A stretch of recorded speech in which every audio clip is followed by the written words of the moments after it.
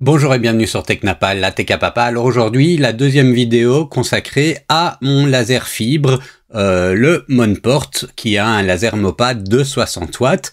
Et donc on a vu dans mon premier test qui était plus complet, qu'il y a pas mal de possibilités avec le laser fibre. Et une chose qui moi m'intéressait vraiment pas mal, c'était de voir si on pouvait graver littéralement dans de la pierre. Alors il y a moyen aussi dans des médailles en métal, etc. J'en avais pas sous la main pour essayer, mais on va ici regarder avec la pierre. Donc l'idée c'est de venir graver successivement des couches pour qu'ils rentrent dans la matière petit à petit et créer un relief. Alors c'est pas très compliqué avec ce genre de laser, c'est pas non plus hyper simple, et je vous propose de regarder ici comment je m'y suis pris et le résultat que j'ai pu obtenir. Alors je préviens tout de suite, j'expérimente encore mon laser fibre. Il est certainement possible que j'obtienne de bien meilleurs résultats avec de l'expérience, etc. Et n'hésitez pas dans les commentaires à me faire part de votre expertise. Allez, à tout de suite, on regarde ça après le générique.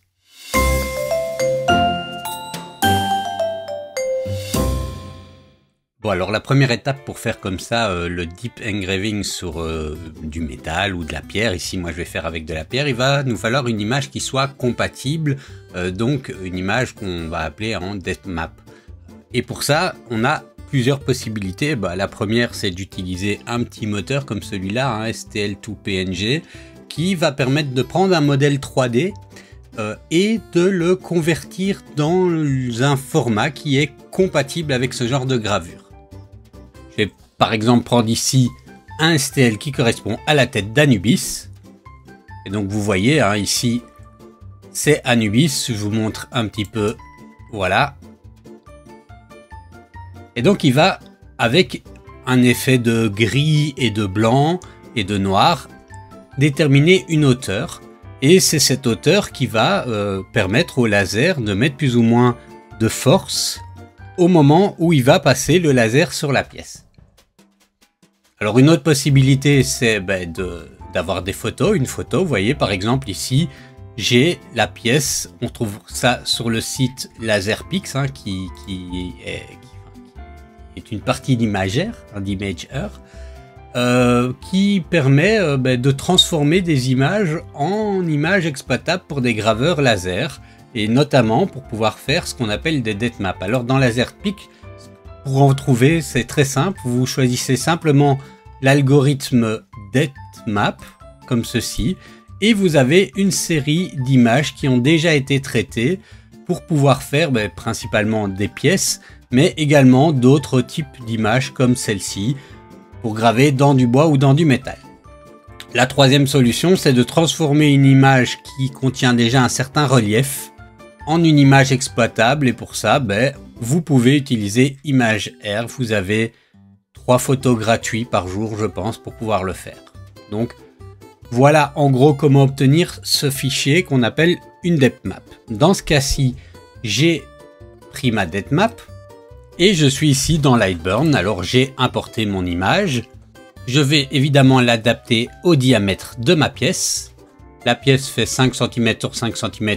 Elle est déjà bien adaptée.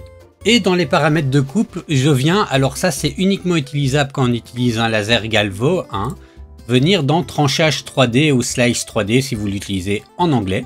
Et on a quelques paramètres à mettre. Alors ici l'image est déjà mise en négative, donc on ne va pas la mettre en négative. Au niveau du nombre de passages, là c'est important, vu qu'en une fois il ne va pas réussir à faire ça. Il va falloir mettre un nombre de passages plus important. Je peux évidemment venir changer les différents paramètres de mon image. Donc par exemple, je vais mettre une intervalle entre les lignes de 0,08. Voilà. Et au niveau des vitesses, je vais utiliser alors 2000 mm par seconde à une puissance max de 95%. Alors au niveau de la fréquence, je vais mettre à 60 kHz. Bon, ici je fais un premier test et on verra. Je vais me mettre en 900 dpi. Avec un angle de balayage de 45 degrés, un nombre de passes de 256 et activer les passes de nettoyage. Alors ça permettra d'éliminer un peu de poussière.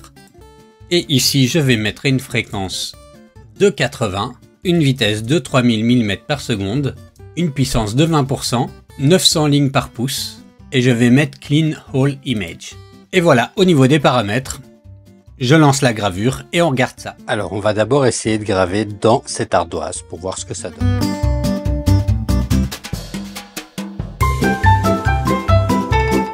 Bon, ben ça donne un résultat sympa, mais pas encore parfait. Donc maintenant, je vais essayer plus profond, plus grand, avec d'autres paramètres. Et voilà ce que ça donne une fois gravé. Alors, ça donne vraiment un super résultat. Hein. Ici, donc c'est sur de l'ardoise. Ça donne un super résultat. Ça a pris quand même du temps, hein, parce que j'ai augmenté évidemment le nombre de passages. Plus on augmente le nombre de passages, plus il va affiner le nombre de couches et plus il va graver profondément, mais plus il va prendre du temps également. Donc ici, ça m'a pris, avec le laser 60 watts, à peu près 1h30 pour obtenir ce résultat sur une ardoise de, enfin c'est un cercle, mais de 10 cm, blablabla. Bref, j'y arrive pas ce matin, mais c'est pas grave. Donc voilà, ce que je vais faire, hein, c'est quand même un petit peu maintenant le passer à la peinture et faire un brossage à sec dessus. À mon avis, ça devrait donner un super effet.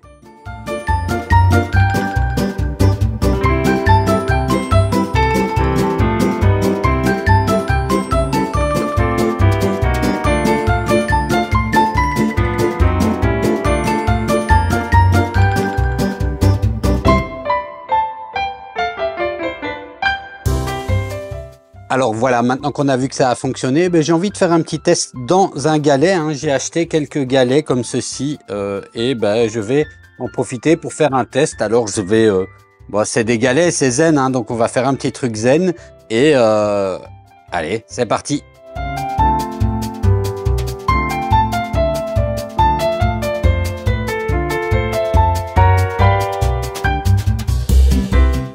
Bon, voilà ce que ça donne, hein. Alors, je vais essayer de bien zoomer. C'est hyper cool. Vraiment. Hop. Allez, l'autofocus veut bien se faire.